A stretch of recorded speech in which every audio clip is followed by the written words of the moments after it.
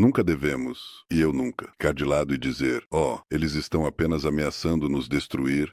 Eles não farão isso. Se alguém ameaça eliminar você, como o Irã está fazendo hoje, e como Hitler fez naquela época, e as pessoas desconsideraram, bem, se alguém ameaça nos aniquilar, leve a sério e haja para prevenir isso desde o início. Não deixe que tenham os meios para fazê-lo, porque isso pode ser tarde demais. E agora, queridos amigos, aqui está Benjamin Netanyahu. Você é amado por muitas pessoas aqui em Israel e no mundo. Na verdade, eu acho que você pode ser um dos homens mais odiados do mundo. Então, se há um jovem ou uma jovem ouvindo isso agora que tem tanto ódio em seu coração, o que você pode dizer a eles para um dia transforme esse ódio em amor? Eu discordo da premissa da sua pergunta. Acho que tenho desfrutado de um apoio muito amplo ao redor do mundo. Existem certos cantos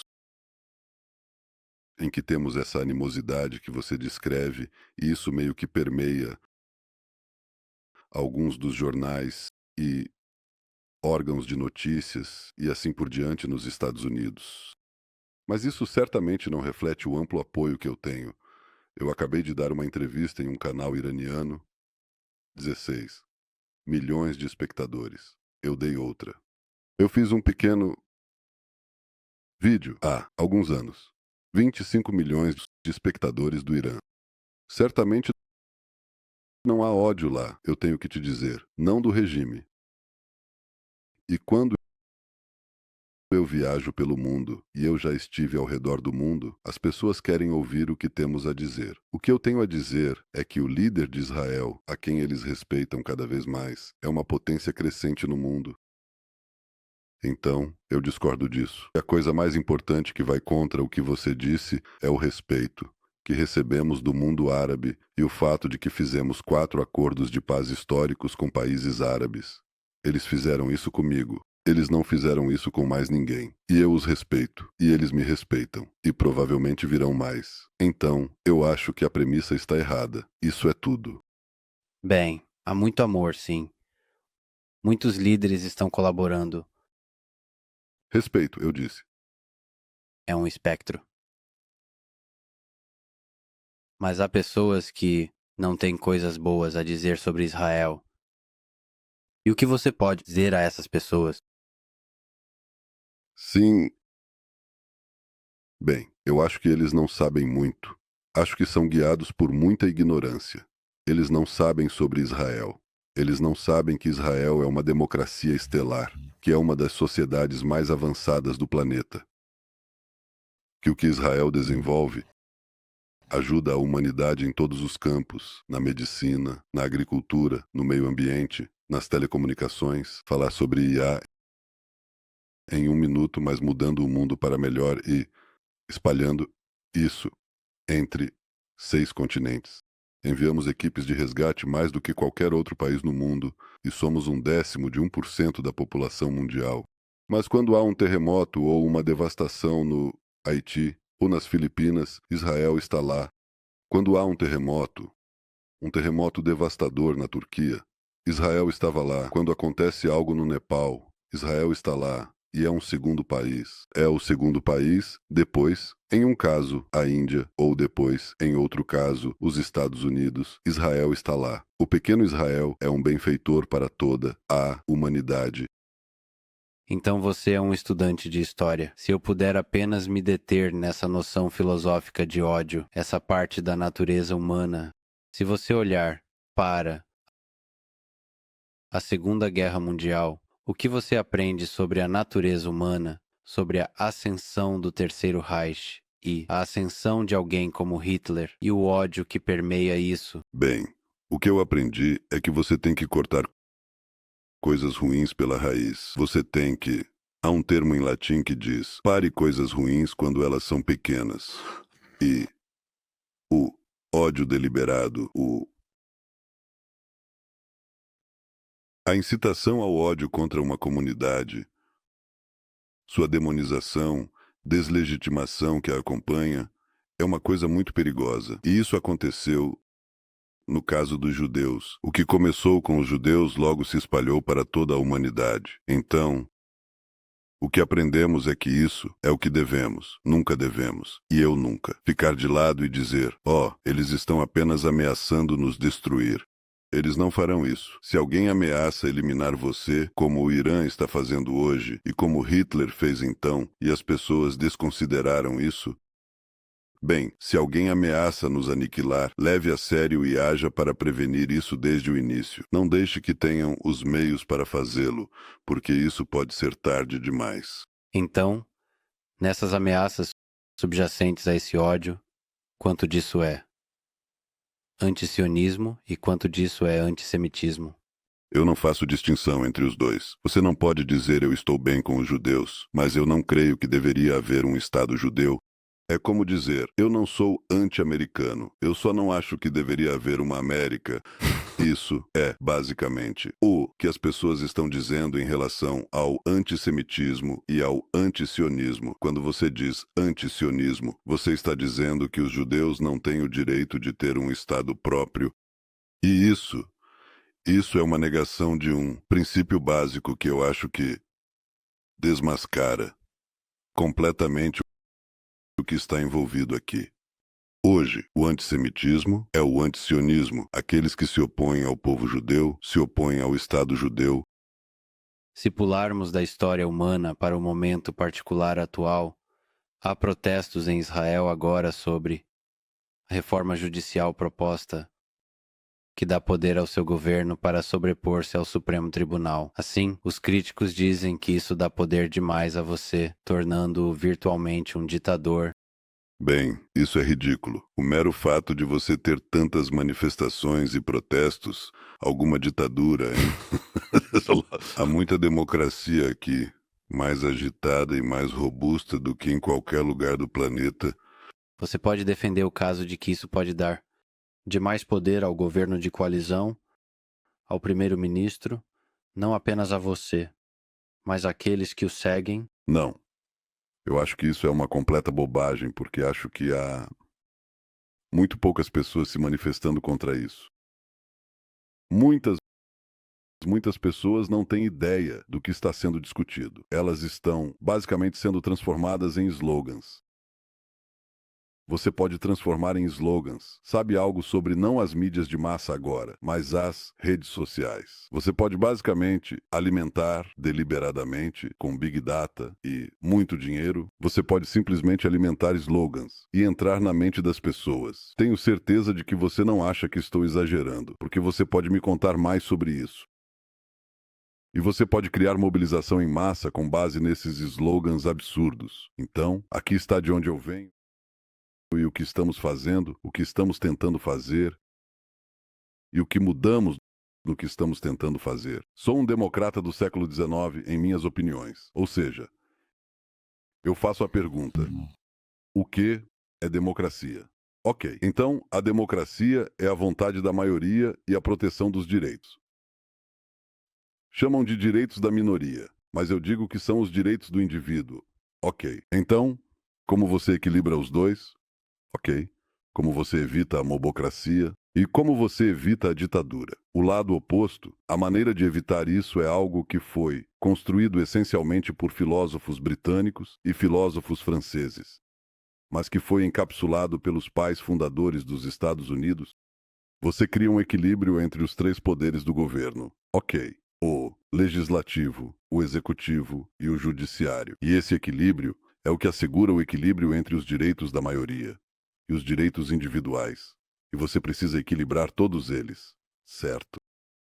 Esse equilíbrio foi mantido em Israel nos seus primeiros 50 anos e foi gradualmente superado e, basicamente, quebrado pelo Tribunal Judicial mais ativista do planeta. Foi isso que aconteceu aqui e, gradualmente, ao longo das últimas 2, 3 décadas, o tribunal se apropriou dos poderes do parlamento e do executivo. Então, estamos tentando colocá-lo de volta nos eixos. Colocá-lo de volta nos eixos do que é comum em todas as democracias parlamentares. E nos Estados Unidos, não significa levar o pêndulo de um lado e trazê-lo para o outro lado. Queremos freios e contrapesos, não poder absoluto. Assim como dissemos, queremos um judiciário independente, mas não um judiciário todo-poderoso. esse equilíbrio não significa que colocá-lo de volta nos eixos signifique que você pode fazer com que o parlamento, nossa Knesset, anule qualquer decisão que o Supremo Tribunal tome. Então, eu disse praticamente desde o início, após a reforma judicial ser introduzida, eliminar a ideia de uma cláusula abrangente de sobreposição, que permitiria, com 61 votos, que é uma maioria de um, anular qualquer decisão da Suprema Corte. Então, vamos trazê-la de volta ao centro. Então isso foi embora. E a maior parte das críticas à reforma judicial foi baseada em uma cláusula de sobreposição ilimitada que eu disse que simplesmente não vai acontecer. As pessoas estão discutindo algo que já não existe há 6 meses. Segundo ponto que recebemos críticas foi a estrutura de como você escolhe os juízes da Suprema Corte, certo? Como você os escolhe e os críticos da reforma estão dizendo que a ideia de que oficiais eleitos devem escolher juízes da Suprema Corte é o fim da democracia. Se esse for o caso, os Estados Unidos não são uma democracia, nem a França e nem são, eu não sei, quase todas. Todas as democracias do planeta. Então, há uma visão aqui de que você não pode ter as mãos sórdidas de oficiais eleitos, envolvidas na escolha de juízes e, no sistema israelense, o ativismo judicial foi tão longe que, efetivamente, os juízes em exercício têm um veto efetivo na escolha de juízes, o que significa que este é um tribunal autosselecionado que apenas perpetua a si mesmo. E queremos corrigir isso, novamente, queremos corrigir de uma maneira equilibrada. E é basicamente isso que estamos tentando fazer. Então, eu acho que há muita desinformação sobre isso. Estamos tentando trazer a democracia israelense de volta ao que era em seus primeiros 50 anos. E era uma democracia estelar. Ainda é. Israel é uma democracia, continuará sendo uma democracia vibrante. E, acredite em mim, o fato de as pessoas estarem discutindo e demonstrando nas ruas e protestando é a melhor prova disso. E é assim que continuará. Falamos sobre empresas de tecnologia offline. Há muitas empresas de tecnologia nervosas com essa reforma judicial. Você pode falar sobre por que grandes e pequenas empresas têm um futuro em Israel? Porque Israel é uma economia de mercado livre. Eu tive algo a ver com isso. Eu introduzi dezenas e dezenas de reformas de mercado livre que fizeram Israel passar de uma renda per capita de 17 mil reais para, em um curto período, 54 mil reais. Esse é o PIB nominal per capita de acordo com o FMI. E superamos o Japão, a França, a Grã-Bretanha e a Alemanha. Como isso aconteceu? Porque liberamos o gênio que temos e a iniciativa e o empreendedorismo que estão latentes em nossa população e, para fazer isso, tivemos que criar mercados livres. Então, criamos isso. Israel tem uma das economias de mercado livre mais vibrantes do mundo. Então, eu acho que há várias conclusões das minhas conversas com eles e de minhas outras observações, sobre as quais venho falando há muitos anos. Estou falando sobre a necessidade de fazer isso. Bem, a primeira coisa é esta. Não há possibilidade de não entrar na IA com toda a força. Em segundo lugar, há uma necessidade de regulamentação. Em terceiro, não está claro se haverá regulamentação global. Quarto, não está claro onde isso termina. Certamente não posso dizer isso. Agora, você pode perguntar: isso vem para nos controlar? Ok, essa é a pergunta. Isso vem para nos controlar. Eu não sei a resposta para isso. Eu acho que é uma observação que tive dessas conversas. Se isso vier a controlar, essa provavelmente é a única chance de ter uma regulamentação universal. Porque não vejo ninguém decidindo evitar a corrida e cooperar, a menos que você tenha essa ameaça. Isso não significa que você não possa regulamentar a IA dentro dos países, mesmo sem essa compreensão, mas significa que há um limite para a regulamentação, porque cada país vai querer garantir que não perca a vantagem competitiva se não houver regulamentação universal. Eu acho que agora, assim como há 10 anos, eu li um romance. Eu não leio romances, mas fui forçado a ler um por um conselheiro científico. Leio história, eu leio sobre economia, eu leio sobre tecnologia. Eu simplesmente não leio romances. Ok. E desta vez, siga Churchill. Ele disse que o fato é melhor do que a ficção. Bem, esta ficção se tornaria fato. E era um livro, era um romance sobre uma futura guerra cibernética entre chineses e americanos. E eu li o livro de uma só vez. Eu convoquei uma equipe de especialistas e disse: tudo bem, vamos transformar Israel em uma das 5 potências cibernéticas do mundo. E vamos fazer isso muito rapidamente. E nós fizemos, na verdade. Fizemos exatamente isso. Eu acho que a IA é maior do que isso. E está relacionada a isso porque afetará, bem, a cibernética afeta tudo, mas a IA afetará ainda mais fundamentalmente. E a junção dos dois pode ser muito poderosa. Então, eu acho que Israel, temos que fazer isso de qualquer forma, por razões de segurança, e estamos fazendo, mas eu acho. E quanto aos nossos bancos de dados, que já são muito robustos sobre os registros médicos de 98% da nossa população, por que não adicionamos um banco de dados genético a isso? Por que não fazemos outras coisas que poderiam trazer algo mágico? Quais são as curas, medicamentos e instrumentos médicos que parecem mágicos? Essa é uma possibilidade. Temos isso, como eu disse, em todos os campos. A conclusão é esta: precisamos avançar na IA. Estamos avançando na IA assim como avançamos na cibersegurança. E eu acho que Israel será uma das potências líderes em IA no mundo. As perguntas para as quais não tenho resposta são: para onde isso vai? Quanto isso consome? Devora empregos? Há uma suposição que não tenho certeza se é verdadeira, de que todas as duas grandes revoluções anteriores na condição humana, nomeadamente a Revolução Agrícola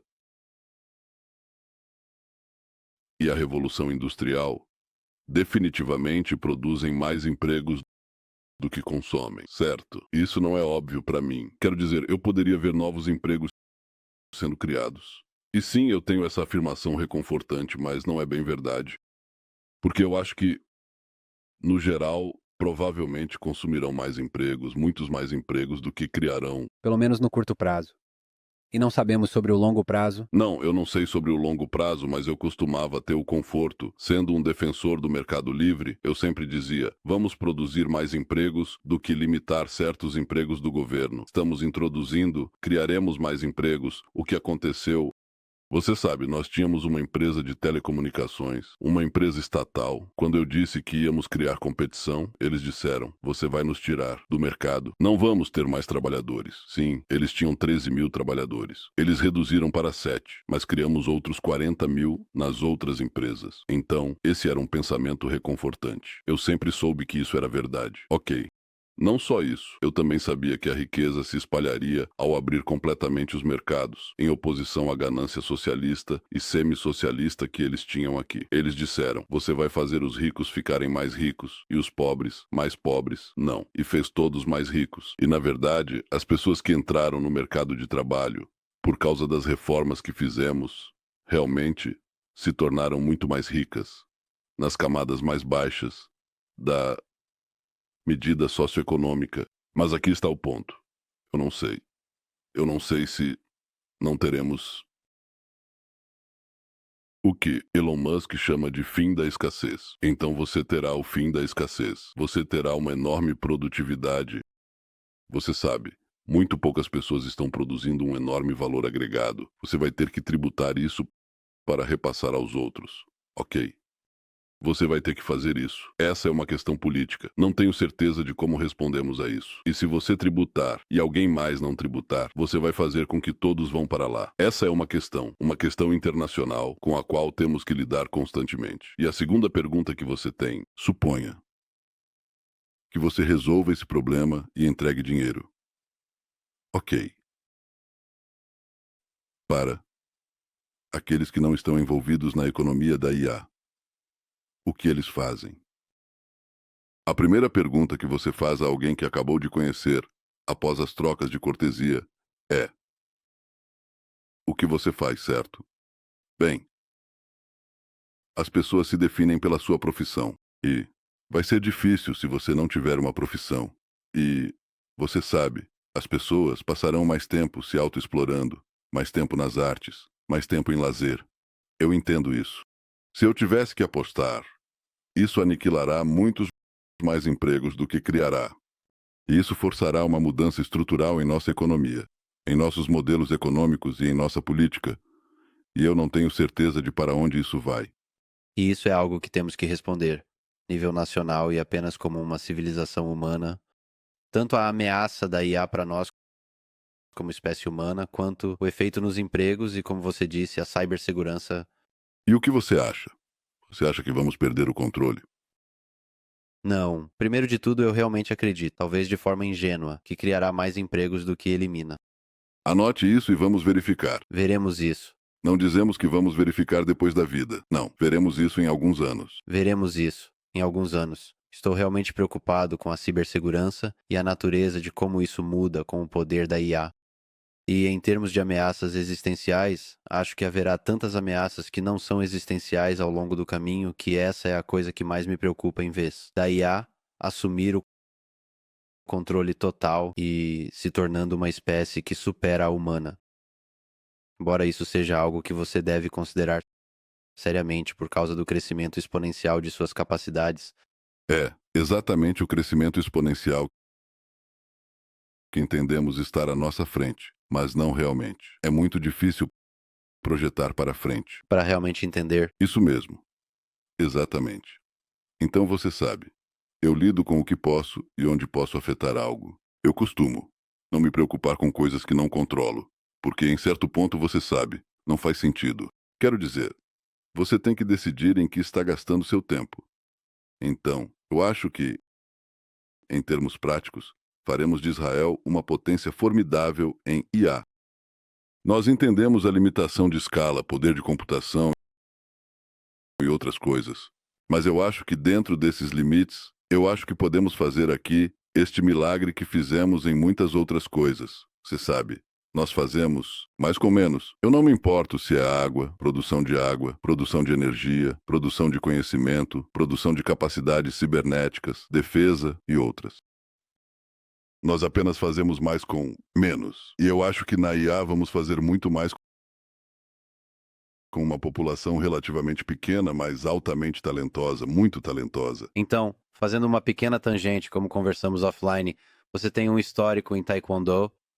Oh, sim. Nós mencionamos Elon Musk. Eu treinei com ambos. Apenas como uma pergunta rápida, em quem você apostaria em uma luta? Bem, eu me recuso a responder isso. Vou dizer o seguinte. Você é real político. Sim, claro, aqui sou um político. Estou te dizendo abertamente que estou evitando a pergunta. Ok, mas vou dizer o seguinte.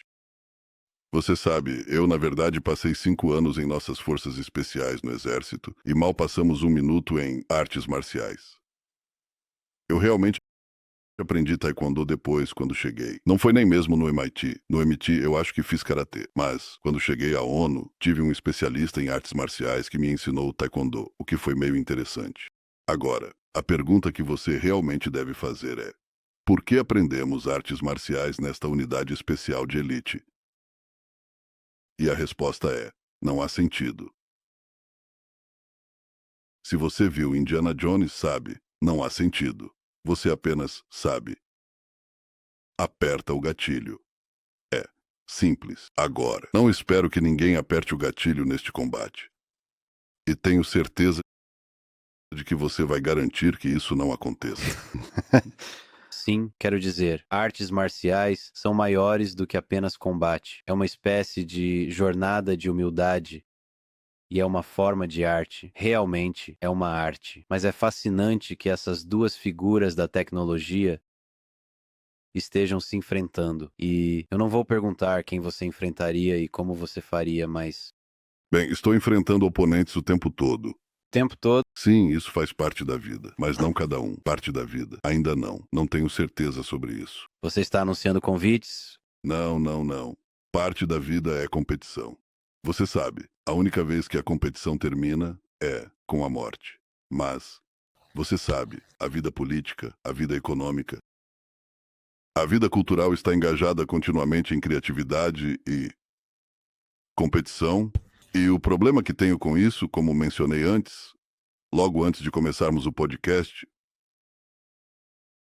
é que em certo ponto você quer colocar barreiras ao monopólio E se você é um competidor realmente capaz, você vai criar um monopólio.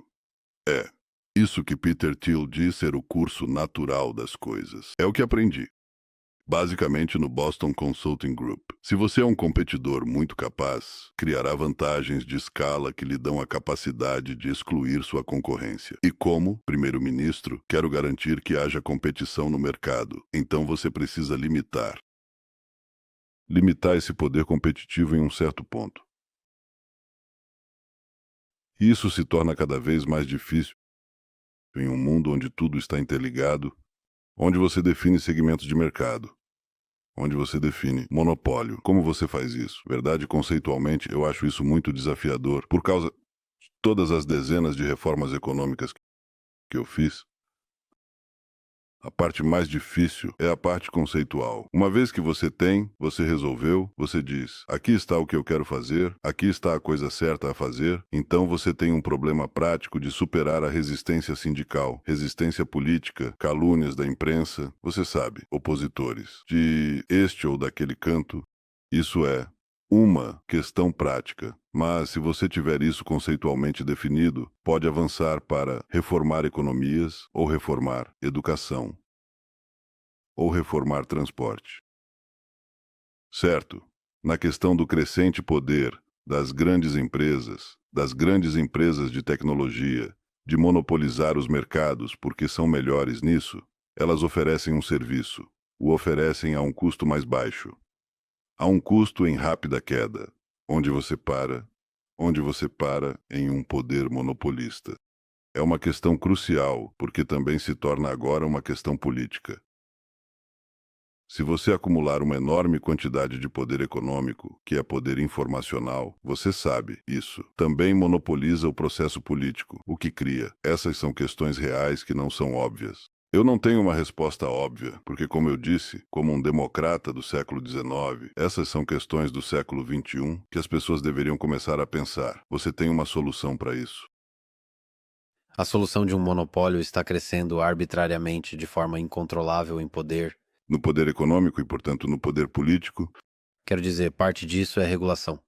Parte disso é concorrência. Você sabe onde traçar a linha? Não se trata de desmembrar a AT&T, não é tão simples assim. Bem, eu acredito no poder da concorrência, que sempre haverá alguém desafiando os grandes, especialmente no espaço da IA. Quanto mais os movimentos de código aberto ganham força, mais o pequeno pode se tornar o grande.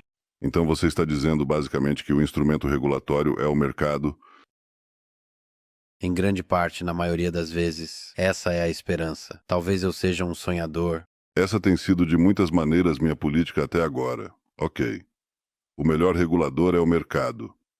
O melhor regulador na atividade econômica é o mercado. E o melhor regulador em questões políticas é o mercado político. Isso se chama eleições. É isso que regula. Você tem um governo ruim e as pessoas tomam decisões ruins.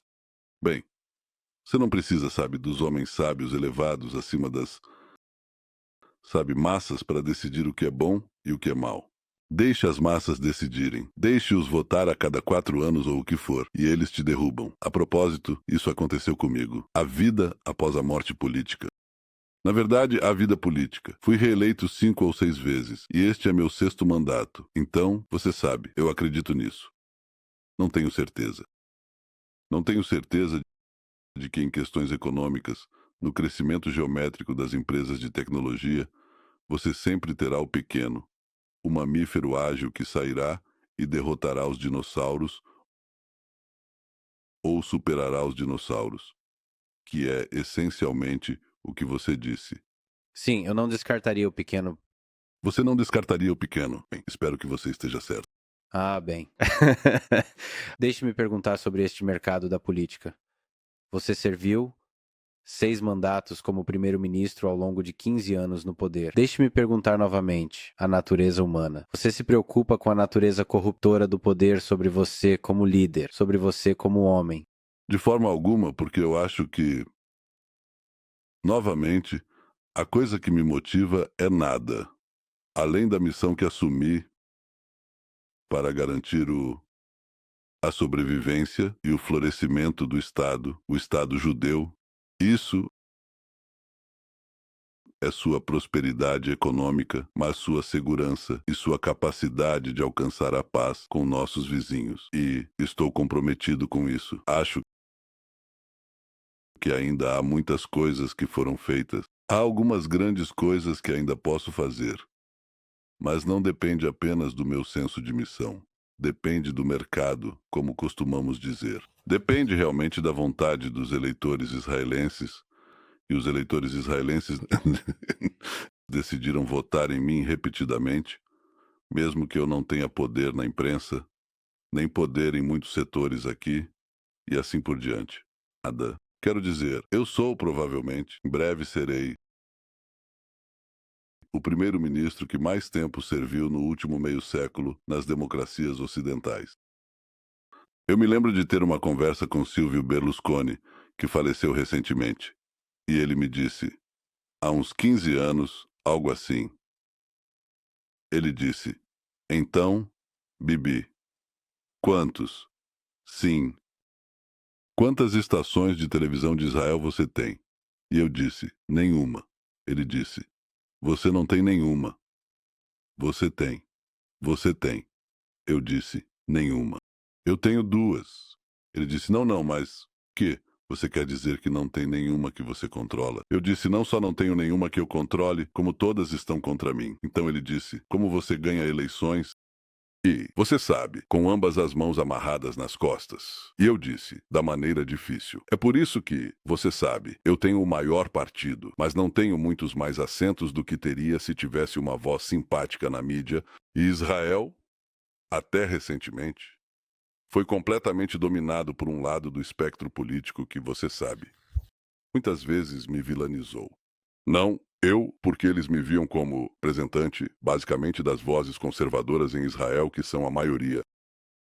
Portanto, a ideia de que sou um ditador autoritário, impotente, é ridícula. Eu diria que não sou apenas um defensor da democracia e da democratização.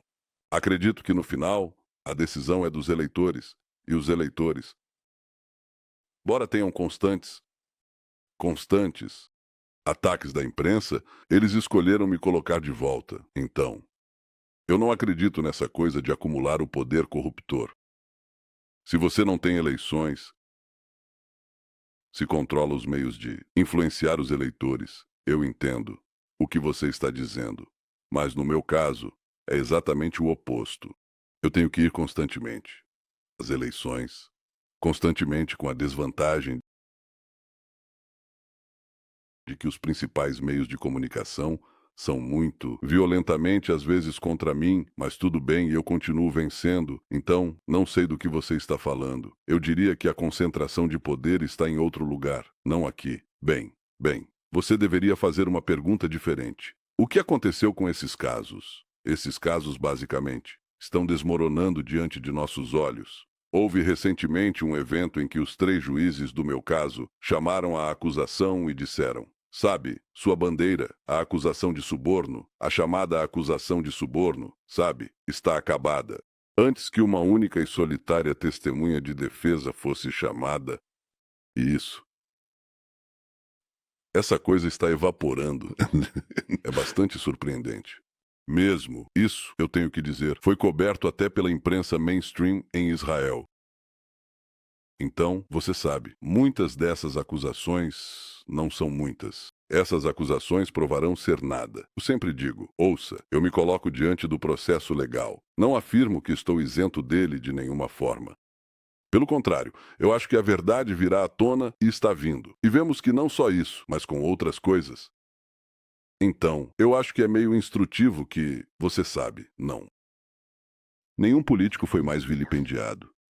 Nenhum foi submetido a tal, você sabe o que é, cerca de 1/4 de bilhão de shekels foram usados para me escrutinar, vasculhar minhas contas bancárias, enviando pessoas para as Filipinas, México, Europa e América, e olhando para todos usando spyware, o spyware mais avançado do planeta contra meus associados, chantageando testemunhas, dizendo a eles: você sabe, pense em sua família, pense em sua esposa, é melhor nos dizer o que você quer. Tudo isso está saindo do julgamento. Então, eu diria que a maioria das pessoas agora não está perguntando, não está mais perguntando, incluindo meus oponentes, que estão aparecendo à medida que as coisas surgem. As pessoas não estão dizendo o que Netanyahu fez, porque aparentemente ele não fez nada. O que foi feito a ele é algo que as pessoas perguntam. O que foi feito a ele? O que foi feito à nossa democracia? O que foi feito na tentativa de derrubar alguém que continua ganhando eleições apesar das desvantagens que descrevi? Talvez possamos pegá-lo, incriminando-o. E a única coisa que posso dizer sobre este julgamento é que coisas estão surgindo. E isso é muito bom. Apenas coisas objetivas estão surgindo, mudando a imagem. Então eu diria que a tentativa de me rotular como corrupto está falhando, mas a coisa que está sendo realmente descoberta no julgamento, como o uso de spyware em um político, nos arredores de um político, para tentar pressioná-los em investigações, colocando-os em celas infestadas de pulgas por 21 dias, convidar a mãe de 84 anos para investigações sem motivo, trazendo suas amantes no corredor, pressionando-os. É isso que as pessoas estão perguntando. Essa corrupção é o que eles querem corrigir. Qual é o maior obstáculo para a coexistência pacífica entre israelenses e palestinos? Vamos falar sobre a grande questão da paz nesta parte do mundo. Uau! Eu acho que a razão pela qual você tem a persistência do conflito palestino-israelense, que remonta a cerca de um século, é a persistente recusa palestina em reconhecer um Estado judeu, um Estado-nação para o povo judeu, em qualquer fronteira. É por isso que eles se opuseram ao estabelecimento do Estado de Israel, antes de termos um Estado, e é por isso que se opuseram a ele depois que tivemos um Estado. Eles se opuseram a isso quando não tínhamos Judéia e Samaria, a Cisjordânia em nossas mentes, e Gaza. Eles se opuseram a isso depois que o temos. Não faz diferença. Basicamente, a recusa persistente deles em reconhecer um Estado judeu em quaisquer fronteiras. E eu acho que a tragédia deles é que foram comandados, por um século, por uma liderança que se recusou a comprometer-se com a ideia do sionismo, ou seja, que os judeus merecem um Estado nesta parte do mundo. A disputa territorial é outra coisa. Você tem uma disputa territorial se disser: vivemos de lados opostos, vamos decidir onde está a fronteira. Esse não é o argumento. A sociedade palestina, que é fragmentada, mas todas as facções concordam que não deveria haver um Estado judeu em lugar algum. Eles apenas discordam entre o Hamas, que diz: bem, você deveria tê-lo, nós deveríamos nos livrar dele com terror. E os outros que dizem: não, também devemos usar meios políticos para dissolvê-lo. Então, esse é o problema. Mesmo a solução de 2 estados, eles ainda são contra a ideia. Bem, eles não querem um Estado ao lado de Israel. Eles querem um Estado em vez de Israel. E dizem: se conseguirmos um Estado, usaremos isso como uma base para destruir o menor Estado israelense, que foi o que aconteceu quando Israel saiu unilateralmente de Gaza e efetivamente estabeleceu um Estado do Hamas lá. Eles não disseram: agora temos nosso próprio território, nosso próprio Estado. Israel não está mais lá. Vamos construir a paz. Vamos construir, você sabe, projetos econômicos. Vamos dar direitos ao nosso povo. Não, eles transformaram isso, basicamente, em um bastião de terror de onde dispararam 10.000 foguetes contra Israel. Quando Israel saiu do Líbano, você sabe porque tivemos ataques terroristas de lá. Então, tivemos o Líbano, tomado pelo Hezbollah, uma organização terrorista que busca destruir Israel. E, portanto, toda vez que simplesmente saímos, o que conseguimos não foi paz. Não demos, você sabe, território por paz. Recebemos território por terror. Isso é o que tivemos. E isso é o que aconteceria enquanto a ideologia reinante disser que não queremos Israel em nenhuma fronteira. Portanto, a ideia de 2 estados pressupõe que você teria do outro lado um estado que quer viver em paz e não um que será dominado pelo Irã e seus proxies em 2 segundos e se tornará uma base para destruir Israel. E, portanto, eu acho que a maioria dos israelenses hoje, se você perguntar a eles, dirão que isso não vai funcionar nesse conceito. Então, o que você faz? O que você faz com os palestinos? Ok, eles ainda estão aqui e eu não, ao contrário deles, não quero expulsá-los. Eles vão viver aqui e nós vamos viver aqui em uma área que, a propósito, só para entender, toda a área da chamada Cisjordânia e de Israel, tem a largura do Washington Beltway, mais ou menos. Apenas um pouco mais, não muito mais. Você realmente não pode dividi-lo. Você não pode dizer, bem, você vai voar. Quem controla o espaço aéreo? Bem, leva cerca de 2 minutos e meio para atravessá-lo com um 747 normal. Você sabe, 7, 4, 7, ok.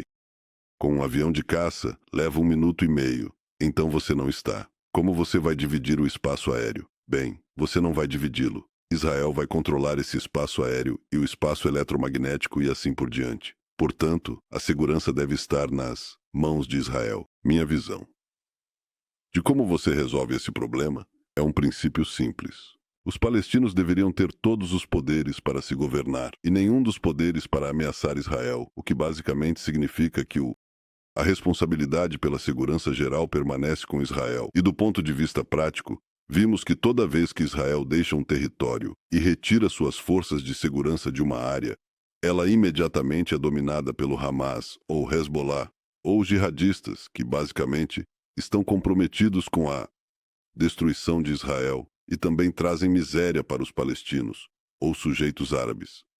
Então, eu acho que esse princípio é uma soberania menos que perfeita, porque você está retirando uma certa quantidade de poderes soberanos, especialmente segurança. Mas eu acho que é a única solução prática. Então as pessoas dizem, mas não é um estado perfeito. Eu digo, tudo bem, chame como quiser. Você sabe, eu não sei. Soberania limitada. Chame de autonomia mais, chame do que quiser, mas essa é a realidade. E, agora, se você perguntar aos israelenses de todo o espectro político, exceto a extrema esquerda, a maioria dos israelenses concorda com isso. Eles realmente não debatem isso. Então é uma solução de 2 estados onde Israel controla a segurança de toda a região. Nós não chamamos exatamente assim. Quero dizer, há nomes diferentes, mas a ideia é que sim, Israel controla a segurança em toda a área, esta pequena área entre o Rio Jordão e o mar. Quero dizer, é como. Você sabe, você pode atravessá-la em uma tarde. Se você estiver realmente em forma, pode fazer isso em um dia. Menos de um dia, eu fiz. Portanto, a expansão dos assentamentos na Cisjordânia tem sido uma prioridade para este novo governo. As pessoas podem criticar duramente isso como uma contribuição para a escalada das tensões entre Israel e Palestina. Você consegue entender essa perspectiva de que essa expansão de assentamentos não é boa para a solução de 2 estados? Sim, eu consigo entender o que eles estão dizendo e eles não entendem por que estão errados. Primeiro, a maioria dos israelenses que vivem em Judéia e Samaria vive em blocos urbanos. E isso representa cerca de 90% da população. E todo mundo reconhece que esses blocos urbanos farão parte de Israel em qualquer arranjo futuro. Então eles estão realmente discutindo sobre algo que já foi decidido e acordado, na verdade, pelos americanos, até mesmo por árabes. Muitos árabes, eles não acham que Israel vai desmantelar esses blocos. Você sabe, você olha pela janela aqui, e a cerca de 1 quilômetro, 1 milha daqui, está Jerusalém. Metade de Jerusalém cresceu, naturalmente, além da antiga fronteira de 1967. Então, você não vai desmantelar metade de Jerusalém. Isso não vai acontecer. E pessoas não esperam. Então você tem os outros 10% espalhados em pequenas comunidades. E as pessoas dizem, bem, você vai ter que retirá-los. Por quê? Por quê? Lembre-se de que, no Israel pré-1967, temos mais de 1,5 milhão de árabes. Não dizemos, Israel tem que ser limpo etnicamente de árabes, de seus cidadãos árabes, para ter paz. Claro que não. Judeus podem viver entre árabes e árabes podem viver entre judeus. E o que está sendo defendido por aquelas pessoas que dizem que não podemos viver em nossa terra ancestral nessas áreas disputadas. Ninguém diz que estas são áreas palestinas e ninguém diz que estes são árabes israelenses. Nós os queremos. Eles querem. Estamos ligados a esta terra há apenas, 3.500 anos. Mas, você sabe, é uma disputa. Eu concordo. Mas eu não concordo que devemos expulsar os árabes. Eu não acho que eles deveriam expulsar os judeus. E se alguém dissesse a você que a única maneira de termos paz com Israel é ter uma entidade palestina etnicamente limpa, você sabe, isso é ultrajante se você disser que a única maneira é não ter judeus vivendo, eu não sei, nos subúrbios de Londres ou Nova York e assim por diante. Eu não acho que isso será bem recebido. O mundo está, na verdade, promovendo uma solução que diz que os judeus não podem viver entre árabes e árabes não podem viver entre judeus. Eu não acho que essa seja a maneira certa de fazer isso, e eu acho que há uma solução por aí. Mas eu não acho que vamos chegar a isso, que é uma soberania menos do que perfeita, que envolve a segurança israelense mantida por Israel em todo o território, que envolve não expulsar ninguém, não expulsar, desarraigar árabes ou palestinos. Eles vão viver em enclaves em Israel soberano. E nós provavelmente vamos viver em enclaves lá. Provavelmente através da continuidade de transporte em vez de continuidade territorial. Ou seja, você pode ter túneis e viadutos e assim por diante que conectam as várias comunidades. Estamos fazendo isso agora. Estamos fazendo isso agora. E, na verdade, funciona. Eu acho que há uma solução para isso. Não é o mundo perfeito que as pessoas pensam, porque esse modelo, eu acho, não se aplica aqui. Se aplica em outros lugares, é uma questão, eu não acho. Mas eu acho que há uma outra coisa, e essa é a principal que eu estive envolvido. As pessoas disseram: se você não resolver o problema palestino, não vai conseguir chegar ao mundo árabe. Você não terá paz com o mundo árabe. Lembre-se, os palestinos representam cerca de 2% do mundo árabe. E os outros 98%, você não vai fazer paz com eles. E esse é o nosso objetivo. E, por muito tempo, as pessoas aceitaram isso.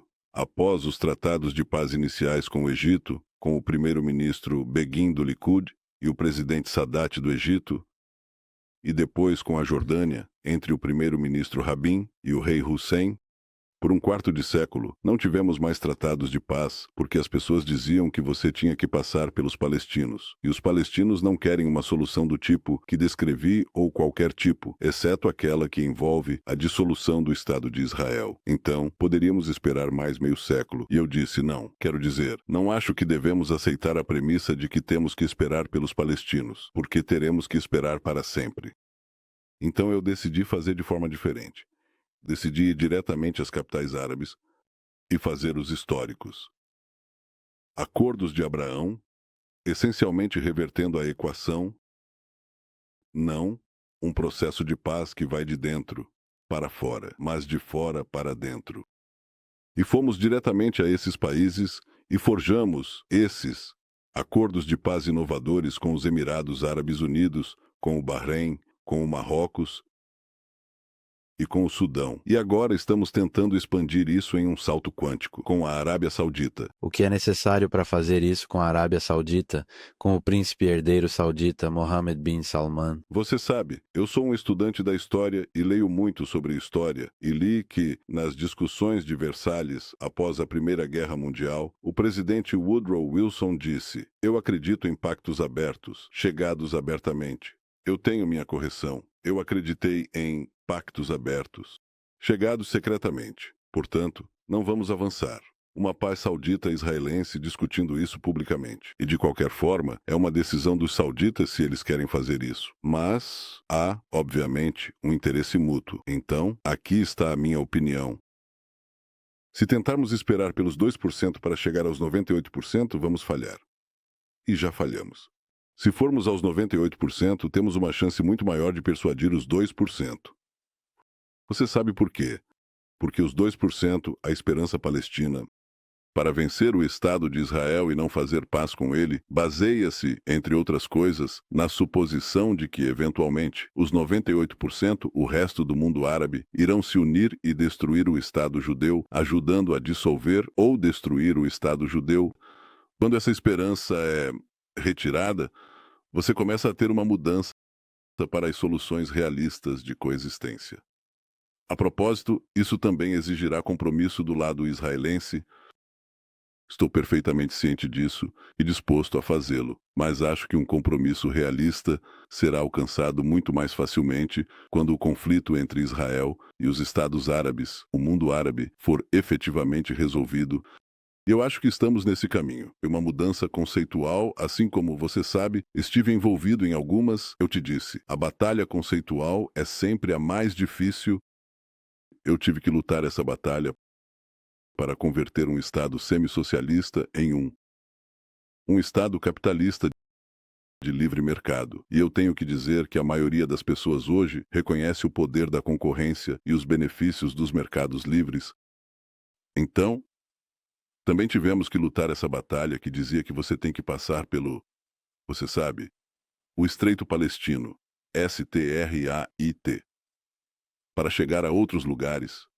Não há como evitar isso. Você sabe, você tem que passar por este passo intransponível.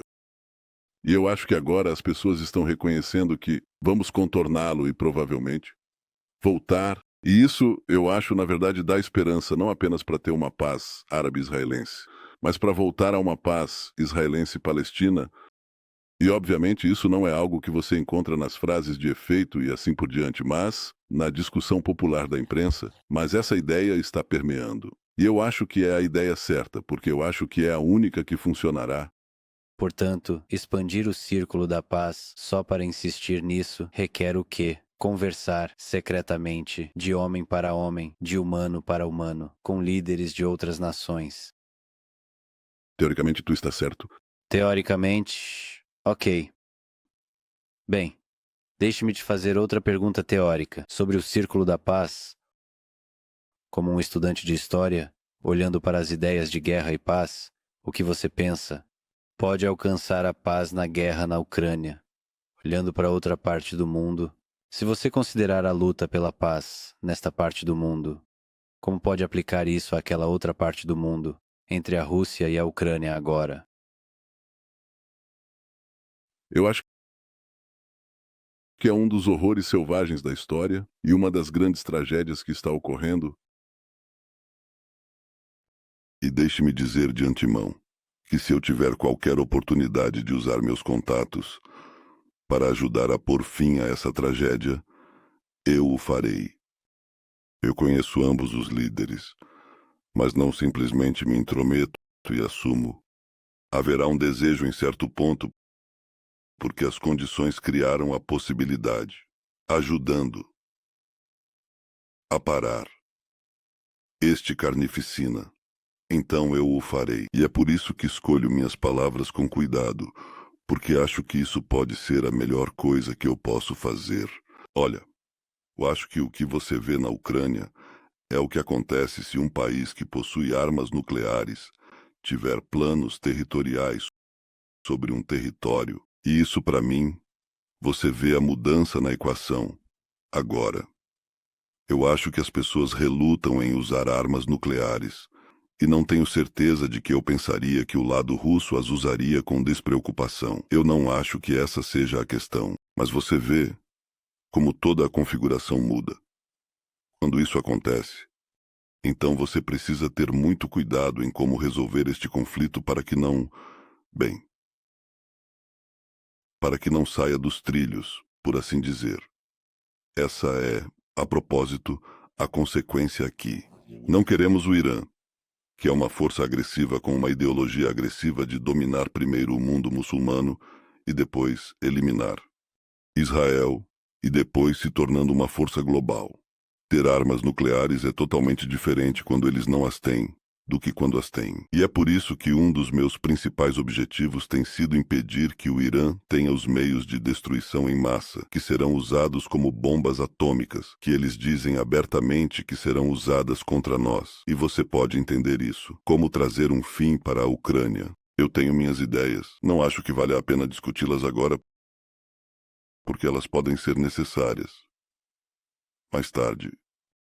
Você acredita no poder da conversa, já que você tem contatos com Vladimir Zelensky e Vladimir Putin, apenas líderes sentados em uma sala discutindo como o fim da guerra pode ser alcançado. Eu acho que é uma combinação disso, mas eu acho que é a questão do interesse. Se você tem que levar os dois lados a um ponto onde eles... Acho que essa conversa levaria a algo útil. Não acho que eles estejam lá agora. Que parte disso é apenas ego humano básico, teimosia. Tudo isso entre os líderes, razão pela qual menciono o poder da conversa, de sentar em uma sala, percebendo que somos seres humanos e que há uma história que conecta a Ucrânia e a Rússia. Sim, não acho que eles estejam em posição de entrar em uma sala agora, realisticamente. Quero dizer, você pode supor que seria bom se isso pudesse acontecer, mas entrar na sala é às vezes mais complicado do que o que acontece na sala. E há muito, você sabe, pré-negociação na negociação. Então você negocia sem fim sobre a negociação. Levou muito trabalho para você chegar ao aperto de mão no passado. É uma pergunta interessante. Como a peça, os acordos de Abraão? Como isso começou? Você sabe, quero dizer, tivemos, você sabe, décadas, 70 anos ou 65 anos em que essas pessoas não se encontrariam abertamente ou mesmo secretamente com um líder israelense. Sim, tivemos o Mossad fazendo contatos com eles o tempo todo e assim por diante. Mas, como quebramos o gelo no nível mais alto da liderança? Bem, quebramos o gelo porque eu tomei uma posição muito firme contra o Irã. E os estados do Golfo entenderam que o Irã é um perigo formidável. Para eles, então, tínhamos um interesse comum, e a segunda coisa é que, devido às reformas econômicas que produzimos em Israel, Israel se tornou uma potência tecnológica, e isso poderia ajudar suas nações, não apenas em termos de qualquer coisa, mas melhorando a vida de seus povos. E combinação do desejo de ter, de alguma forma ou de outra, ou de alguma maneira, algum tipo de a proteção contra o Irã ou algum tipo de cooperação contra o Irã e a cooperação econômica civil chegaram ao auge quando fiz um discurso no Congresso americano, o que não fiz de forma leviana. Eu tive que decidir desafiar um presidente americano em exercício sobre o chamado acordo iraniano, que eu achava que pavimentaria o caminho do Irã com ouro para se tornar uma potência nuclear eficaz. Era isso que aconteceria. Então eu fui lá e, no decorrer do discurso diante da sessão conjunta do Congresso, nossa delegação recebeu ligações dos estados do Golfo que disseram: não podemos acreditar no que seu primeiro-ministro está fazendo. Ele está desafiando. O presidente dos Estados Unidos, bem, eu não tive escolha, quero dizer, porque eu achava que a própria existência do meu país estava em perigo. E lembre-se, sempre entendemos através de administrações em mudança que a América, sob qualquer liderança, é sempre o aliado insubstituível e indispensável de Israel, e sempre permaneceremos assim. Podemos ter discussões como tivemos, mas na família, como dizemos, na Mishposh, você sabe, é a família. Mas, no entanto, fui forçado a tomar uma posição. Isso gerou apelos. Os estados do Golfo, que em última análise levaram a reuniões clandestinas que, em última análise, floresceram nos acordos de Abraão. Então eu acho que estamos em um ponto onde a ideia de acabar com o conflito árabe-israelense, não o conflito palestino-israelense, o conflito árabe-israelense, pode acontecer. Não tenho certeza se isso acontecerá. Depende de várias coisas, mas pode acontecer. E se acontecer, pode abrir o caminho para o fim de o conflito israelo-islâmico. Lembre-se, o mundo árabe é uma pequena parte, é uma parte importante, mas há grandes populações islâmicas e isso poderia trazer o fim de uma inimizade histórica entre o Islã e o judaísmo. Isso poderia ser uma grande coisa. Então, estou olhando para essa coisa maior. Você pode ser impedido ao dizer: bem, você teve isso.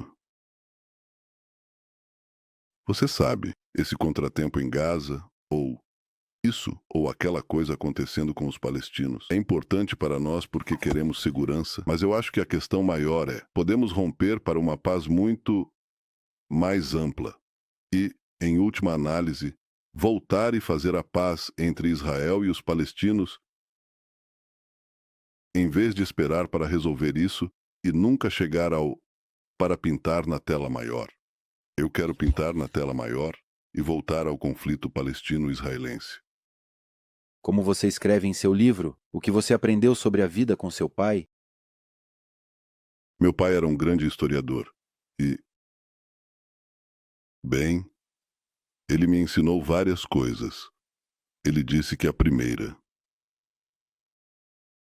condição para um organismo vivo é identificar o perigo a tempo. Porque se você não o fizer, você pode ser devorado, pode ser destruído muito rapidamente. E essa é a natureza do conflito humano. Na verdade, para o povo judeu, nós não conseguimos. Perdemos a capacidade de identificar o perigo a tempo e quase fomos devorados e destruídos pela ameaça nazista. Então, quando vejo alguém repetindo o objetivo nazista de destruir o Estado judeu, tento mobilizar o país e o mundo a tempo, porque acho que o Irã é uma ameaça global, não apenas uma ameaça a Israel. A segunda coisa é que eu uma vez perguntei a ele: bem, o que você acha que é a qualidade mais importante para um primeiro-ministro de Israel? E ele respondeu com uma pergunta: o que você acha? E eu disse: bem, você precisa ter visão e precisa ter a flexibilidade de navegar e trabalhar em direção a essa visão. Você sabe, ser flexível, mas entender para onde está indo. E ele disse: bem, você precisa disso para qualquer coisa. Você precisa disso, sabe, se você é um presidente de universidade, ou se é um líder de uma corporação ou qualquer coisa. Qualquer um teria que ter isso. Eu disse: tudo bem. Então, o que você precisa para ser o líder de Israel? Ele disse. Ele voltou para mim com uma palavra que me surpreendeu. Ele disse: educação. Você precisa de uma educação ampla e profunda. Ou estará à mercê de seus funcionários, ou da imprensa, ou o que quer que seja. Você tem que ser realmente capaz de fazer isso. À medida que passo verdadeiramente tempo no governo, sendo reeleito pelo povo de Israel, reconheço cada vez mais o quão certo ele estava. Você precisa se perguntar constantemente qual é a direção que queremos levar o país. Como alcançamos esse objetivo? Entendemos que novas disciplinas estão sendo adicionadas. Você precisa aprender o tempo todo. Você precisa aprender o tempo todo. Você precisa adicionar ao seu capital intelectual o tempo todo. Kissinger disse que ele escreveu que, uma vez que você entra na vida pública, começará a usar seu capital intelectual e ele se esgotará muito rapidamente se você ficar muito tempo. Eu discordo disso. Eu acho que você tem que constantemente aumentar sua compreensão das coisas à medida que elas mudam. Porque meu pai estava certo. Você precisa ampliar e aprofundar sua educação à medida que avança. Você não pode apenas se acomodar e dizer: bem, estudei algumas coisas na universidade ou na faculdade ou em Boston. Eu já fiz isso. Não. Aprenda, aprenda, aprenda, aprenda, aprenda. Nunca pare. E se eu puder sugerir como parte da educação, eu adicionaria um pouco de literatura, talvez Dostoiévski. O tempo abundante que você tem como primeiro-ministro para ler. Bem, eu o li, mas vou te dizer o que eu acho que é maior que Dostoiévski. Quem é esse? Não. Quem é esse, mas o que é isso? Dan Rather veio me ver com seu neto há alguns anos. E ele me perguntou... O neto me perguntou. Ele era um estudante em uma faculdade da Ivy League. E ele disse... Ele tem 18 anos e quer estudar para entrar na política. E ele disse... Qual é a coisa mais importante que eu tenho que estudar para entrar na vida política? E eu disse: você tem 3 coisas que precisa estudar. Ok. História, história e história. Porque essa é... essa é a disciplina fundamental para a vida política. Mas então você precisa estudar outras coisas.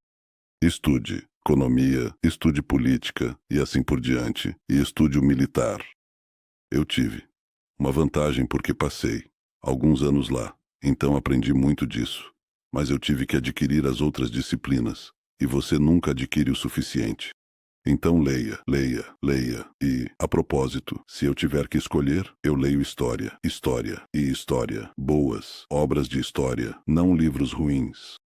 Última pergunta. Você falou sobre a sobrevivência de uma nação. Você mesmo é um ser mortal. Você contempla sua mortalidade. Você contempla sua morte. Você tem medo da morte. Não está. Sim, Quem não está?